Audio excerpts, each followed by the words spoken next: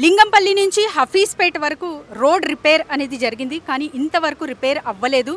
ఇక్కడ ప్రజలు చాలా చాలా ఇబ్బంది పాలవుతున్నారు. సో ఇబ్బంది పడుతున్నారు. అసలు ఎలాంటి ప్రాబ్లమ్స్ ఫేస్ చేస్తున్నారు వన్ బై వన్ ఎక్స్ప్లెయిన్ చేస్తారు.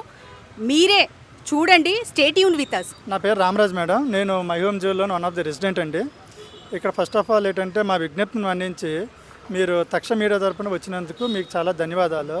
సో మా ప్రధాన సమస్య ఎలా ఏమిటనండి, ఇది సిన్స్ 3 years మాకు ఈ Manjira pipeline road pipeline కింద వేయటం జరిగింది. ఆ పైప్ లైన్ నుంచి వాటర్ కారుతుందని ఇవన్నీ కూడా దాన్ని రిపేర్ చేయడానికి అని చెప్పి పైప్ లైన్స్ అంటూ వేశారు.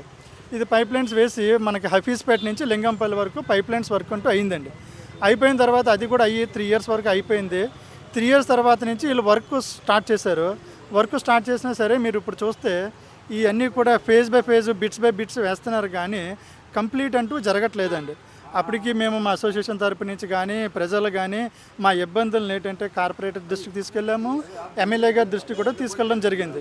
కానీ వాళ్ళు తీసుకుంటున్నారు మా విజ్ఞప్తిని, కానీ వాళ్ళు కూడా ఏదో అధికారులతో మాట్లాడతామని అంటున్నారు, కానీ మాకంటూ ఈ సమస్యలు అనేట్టు పరిష్కారం కావట్లేదండి.